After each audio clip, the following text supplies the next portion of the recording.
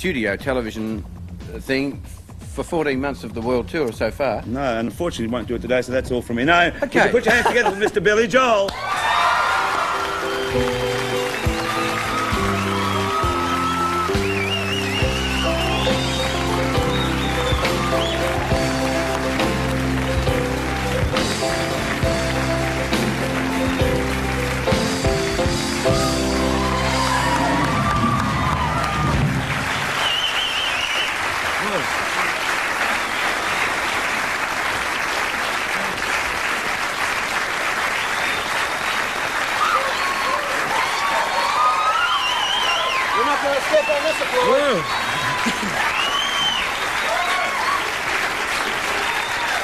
I tell you what, you by the end of this tour will almost sort of be not sick of Australian audiences clapping at you, because I mean these concerts are going on and on and on. Yeah. It must be very satisfying for you to have such a thing out here.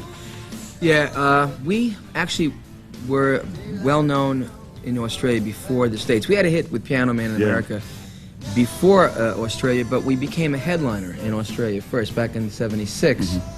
So this is something like the 6th or 7th tour I think we've done, and we like to come to Australia towards the end of a tour. I know people are getting impatient, the audience is here getting impatient, but it's our treat for ourselves to come to Australia. So I don't care how long this tour goes on. I'm enjoying it. Well, but you have actually been touring literally, what, for 14 months non-stop? Yeah. Is that hard? Yes. I mean, we've taken a break here and there, you know, a week here and a week there. It's not really never enough time to be home.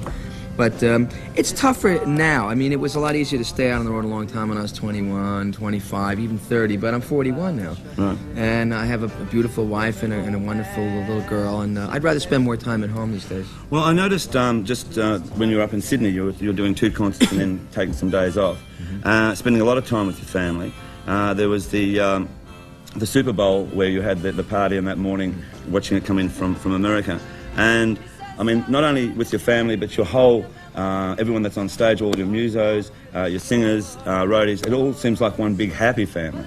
I mean, is that a satisfying thing to be able to do that these days? Yeah, they're good people to work with. It's a good mix. I mean, there's some people from the older band, and then there's 4 new people. So there's sort of a little competition going on stage between the rookies and the veterans, and which is healthy. I think it kind of kicks things. Right. It gives it a new spin, and the morale has been really good.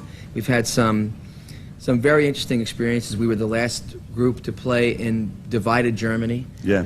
We played in Berlin that night, outdoors, and then we played with the first group to play in united Germany, and then we played in the Philippines. Right when the war broke out, we were playing for the Clark Air Force Base for the American troops who were just about to get shipped over. So that was a very emotional moment. And then Japan, and here we've been to Europe twice. It's been a long tour, but there have been a lot of high points on it. I mean, you did Russia.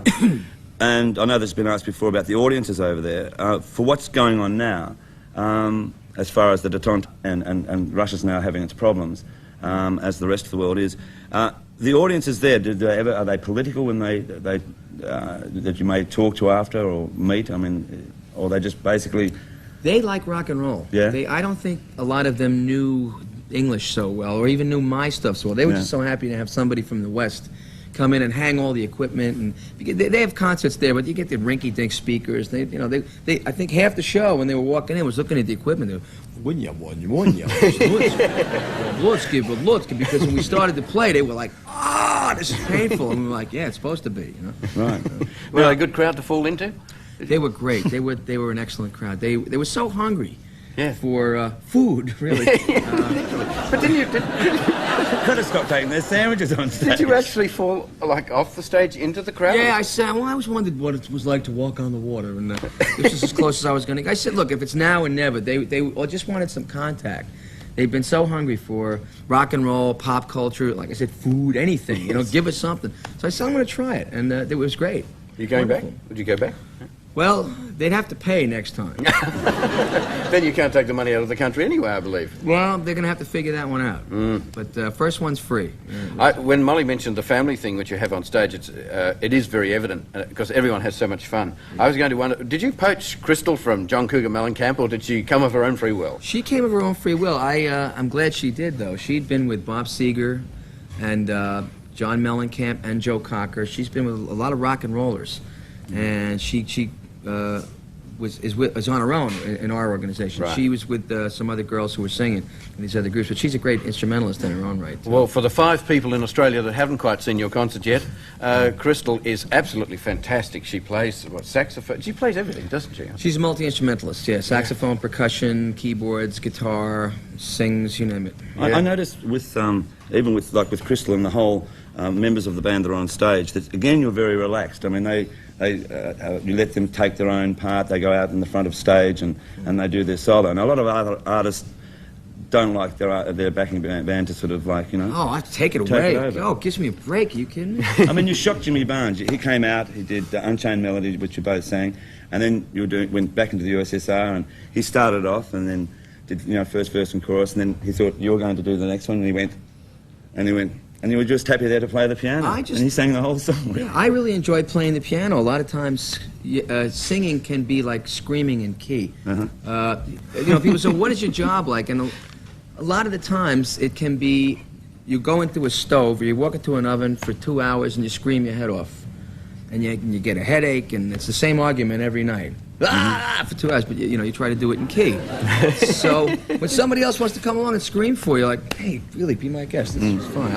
I'll just accompany you on the piano. Now, actually, what some of the things that you actually do with your piano would make Victor Borger's eyes water, because you're quite energetic with the piano. I don't want to give away, because there's still some concerts for people to see, but you do like to have fun on the piano. Well, it is a percussion instrument. Let's not forget. People think of it as a stringed instrument, but it's a percussion instrument, and percussion instrument, you strike. You hit it, you punch it, you kick it, you do whatever you want. You dance on it.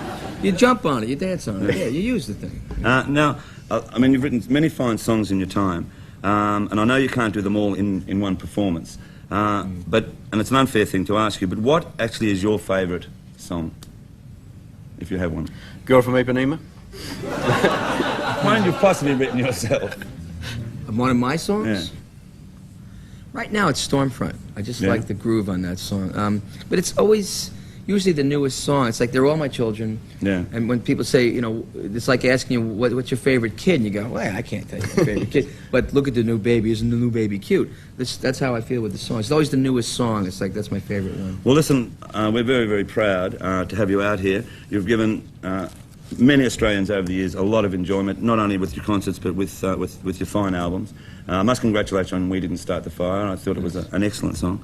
I know that you want to relax as much as you can, but we cannot let you go. Your wife is here, and I'm sure the audiences would love to see one of the most beautiful ladies, Christy. If we can just have Christy on for one moment.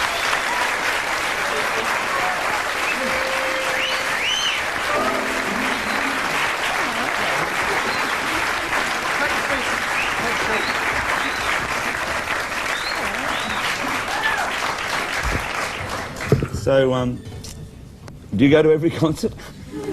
God, there's so many. Well, when I first met him, I went to a lot more than I go to now. Not because I'm any more tired of the music. I love it, and every concert is different. I mean, I never know what to expect. He told me to say that. No, but it's true. I mean, he's so funny on stage, and it's always something new, and he's always doing a voice here or an impersonation there. Of all the girls. Yeah, I noticed that he creeped did in on the other first night. Melbourne concert. That was a lovely bit, but I'm not going to say who the impersonation was. Basically, the fact is, now we have a 5-year-old daughter, Who's and so energetic. Yes. I mean, she loved the bowl that day, and she loves the shows too, but she's also in school, so I spend more time with her now. Do you, now when you're writing songs, do you bounce them off Christy and say, what do you think of this? Sure. Well, you may not have had that ability to do that before, basically, when there's really close to you. Well, it's good, somebody you really care about, whose opinion you respect and you live with. And, what do you think of this? Although we didn't start the fire because you said it gave you a headache. Well, I think that was when it was in the early stages, and it was called Joelle or something. Jolene, yeah. Jolene. It was a different song. Yeah.